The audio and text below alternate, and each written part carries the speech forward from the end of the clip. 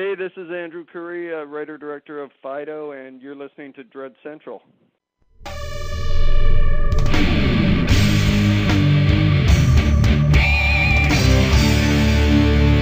Dread Central. Hey everybody, it's Uncle Creepy, and today we're talking to Wes Bentley, star of the upcoming DVD release, P2. So hey, let's talk some P2. All right. Haven't done that yet? Yeah, I would imagine you haven't spoken about P2 at all lately, huh? No, not a bit. Say, let's start with the basics. How'd you get involved? I got the script through my agent, and they showed a high amount of interest. So I have to admit, when I first saw the title and that was a parking lot, I didn't know how that was going to be different, and then read it.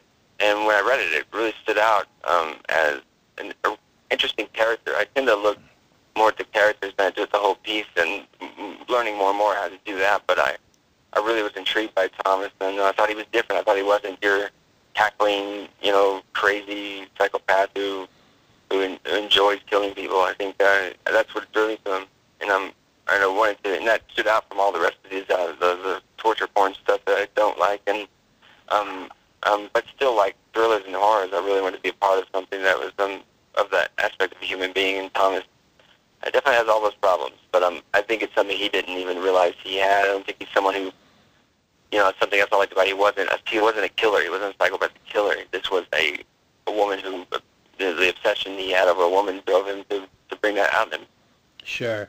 Now, one of the things that's interesting about P2 is, it actually could have been a play in some respects, being that there is mainly only really two characters to have to deal with, and it seemed to be a very intimate movie. Now, how do you get yourself to that crazed place where you have to be when you're so intimate with the other main character in the movie?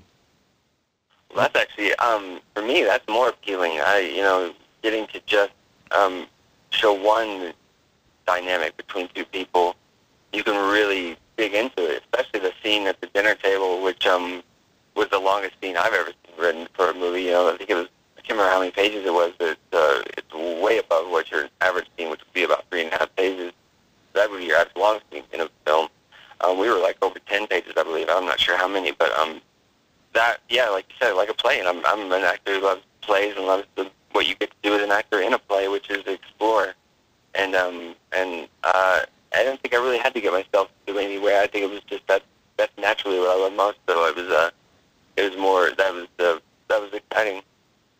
Yeah, and I think we really had fun with that. Yeah, you totally do. Now, one of the things the movie was just riddled with was tension. Like at all times, there's a lot of really heavy shit going on. Did you find that a problem to have to deal with? It's awesome to hear, because I feel the same way. Yeah, I definitely felt that. Oh, sorry. I definitely felt that. I'm not a method actor. I like my characters, and I bring, they come home with you. I don't know, method actor, you take them home, but they came home with me. He came home with me, and I didn't even try to figure out what all his psychological problems were, because he wouldn't know either, but there were definitely everyone you can list. On hindsight, he definitely had all of them, and it was heavy. That on top of shooting all night in a one parking garage for over a month was trying as well. But I think that adds to the tension too. Not only from us but from the crew members and what they bring to it. I feel that throughout too as well. I enjoy that on hindsight, because it didn't crack me. Did you get to watch the movie with a crowd? I did. The premiere night, and the responses were great. And the sense of humor was there too. I really, I didn't realize before doing Thomas that he was. There was some funny stuff that was. I knew it was funny. I didn't, realize how bizarre he was and how funny that was. The crowd really appreciated that, and we had a sense of humor about the whole thing while we shot, which is why we have those pictures at the end, which is, I think, hilarious. And and I really enjoyed. I enjoy watching movies with the crowd, so it was fun to see that. Now, one of the greatest things about the character is, he's just about as as batshit nuts as you could possibly get. I mean, did you realize along the... I mean, because movies are sometimes shot out of sequence and you do different things. And I mean, were you aware your character was going to come off as crazed as he did? Yeah. Well, I never realized how they're going to come off. Like, it's because I think when you're playing a person, like you're not totally aware of yourself, and the way you come off is as yourself, and so I don't think I realized how how absurd he was at times, but I knew how absurd he was. He knew from his like, and I think as the night wore on, he just kind of, when you've done something bad, you kind of keep pressing on you get worse and worse. After said something wrong or whatnot, I really take that to the extreme when you've done the things he did, and that was there. I'm never really aware. I'm not really always aware about how it's going to come across. I don't really watch playback ever, because I want it to stay him. I really don't want to acknowledge any kind of other things except for him. And looking back on it, hindsight, when the first time I watched it, I thought, wow, this guy is a character. This guy, he's out there, like you said, and I enjoyed. I was so happy to see how crazy he was.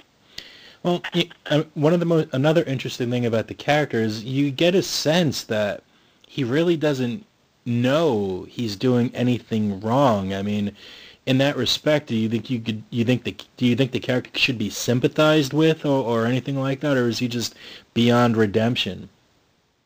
Yeah, I personally don't have any empathy or sympathy for someone who does the things he does. But playing a role, the first rule I think is you cannot judge your character while you're being your character. You have to, because who does that to themselves to the point of now?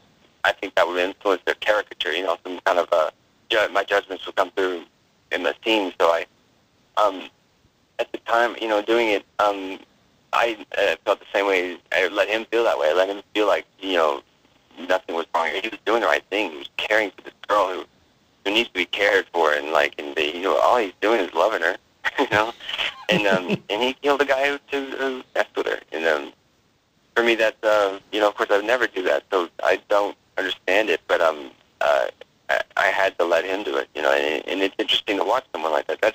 I think that's what's funny sometimes. It's like it's so scary and absurd and ridiculous that it's funny that this person has no idea that they're out of the box. They're one price short of a Happy Meal. well, I think when it hits DVD soon, everyone's going to get a chance to see firsthand just to exactly how absurd we're talking about this character being. So true. Yeah, I'm looking forward to people. I think definitely more people are going to see the DVD, and we'll see a real good reaction from that. I'm interested to see how people take Thomas. I think a lot the horror label on it was misleading a bit as far as he's not a cackling, thieving madman. He's your next door neighbor. He's your parking attendant. Well, sometimes that's scarier, dude. I agree. That's what I liked about the piece. Yeah, definitely good stuff. So, hey, we're just about out of time. I just wanted to thank you for stopping by and talking with us, man. It's good stuff. It's my pleasure. It's nice talking to you, too. I'm glad you enjoy the film as much as I do. It's nice to be here. Totally. I appreciate your time. All right, man. You take care. This is Uncle Creepy for Dread Central, signing off. Dread Central theme composed and performed by deadhousemusic.com.